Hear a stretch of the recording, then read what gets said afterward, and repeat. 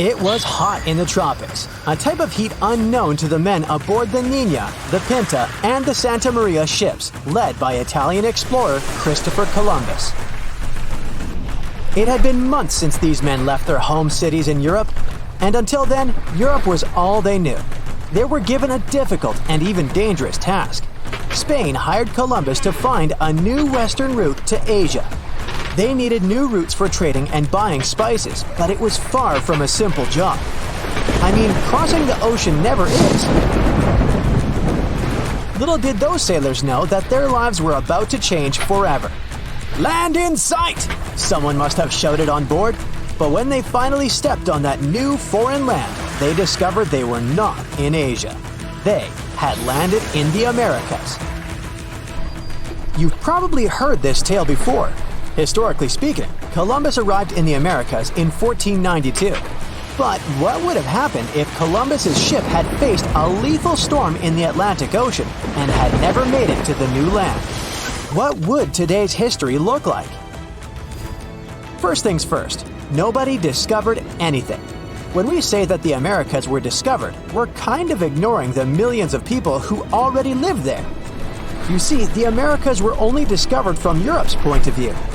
Columbus would only have discovered something if when he got there, he was faced with acres and acres of empty land. But that was not the case at all. Second, Columbus was not the first explorer to land in the Americas. Believe it or not, the Vikings approached American shores in the 10th century. Their expeditions have been well documented and accepted by scholars. Here's what might have happened. Around the year 1000 CE, Viking explorer Leif Erikson sailed to a place called Vinland. Cute name, huh? It's now a region in Canada called Newfoundland. But his crew didn't stay too long. They arrived to find 10 Native Americans napping under their overturned canoes. They attempted some trade, but I'm guessing the Vikings weren't too friendly and the Americans didn't really like them. The Vikings' account of the encounter shows they felt outnumbered and menaced, so they sailed away back to their land. That makes sense, right? As I said earlier, there were millions of people living in the ginormous continent of the Americas. Any foreigner would be outnumbered there. Now take a look at what North America looked like before our buddy Chris got there. It was not divided into the normal states we're used to. And if Columbus had never arrived, the United States would probably never have been united to begin with. After all, there were hundreds of first Americans living in these lands, and they lived amongst their own tribes, quite different from the Europeans. It's not accurate to think that there were no political systems going on in the Americas before Europeans arrived.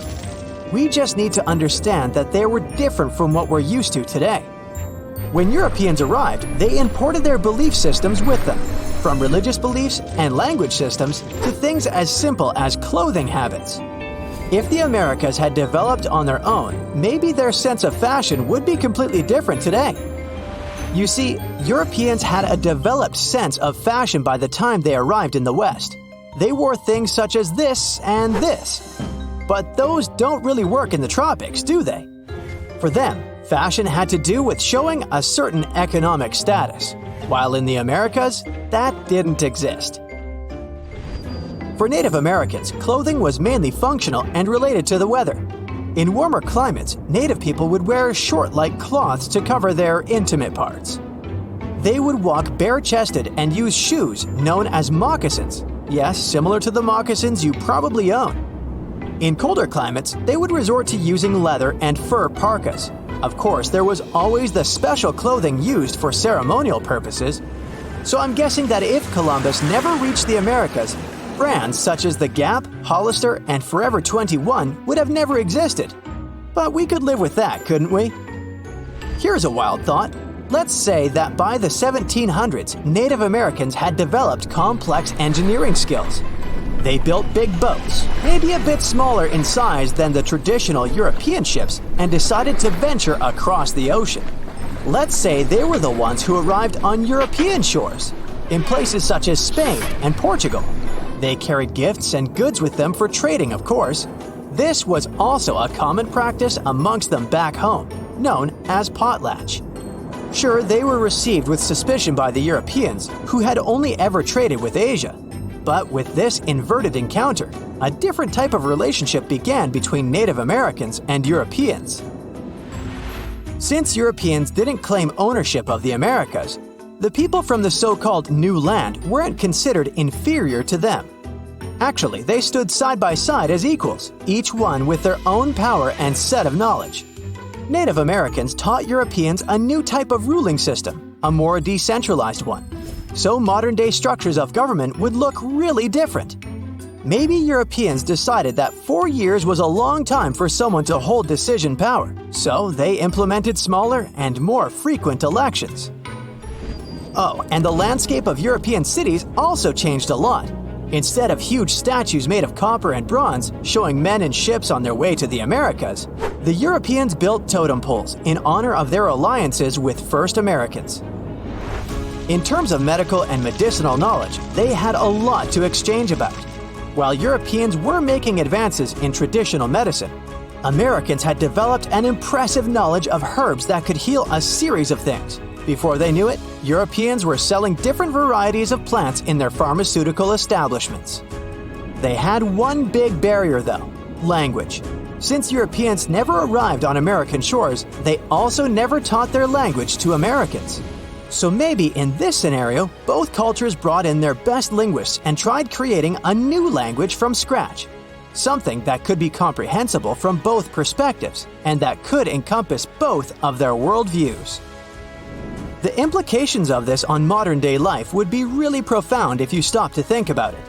Let's say that this newly created language involved some symbols and drawings in it. You see, Native Americans often told stories using symbols known as pictograms. They were quite literal sometimes. As you can see, a mountain was represented by, well, a mountain. It's crazy to think that this system of communication has been around for 5,000 years, since it was actually invented by the Sumerians. And hey, maybe even our laptop keyboards would come equipped with these symbols, and you could write more visually hybrid and fun emails than the ones you write today. The American landscape would have also changed. You see, if neither Columbus nor any of the other European dudes that went after him reached the so-called New Land, Central and Latin American cities would look completely different than they do today. Maybe the bustling empires of the time, such as the Inca, the Maya, and the Aztec, would have grown immensely. To be fair, they were already pretty big by the time Europeans got there. Some pre-Columbian Maya cities were as big as medieval London and Paris in terms of population. But oh my, the Mayan Empire would have grown so much that it could have spread out all over of Central America. They could have developed their pyramid building craft up to the point that they managed to build an even larger pyramid than the Giza pyramid in Egypt. So tourists would come from all over the world to visit. And in South America, let's just say the region could have turned into a huge forest, bigger than the Amazon. The Inca could have spread through the Andes and then into the mainland. Places such as Brazil and Argentina never existed.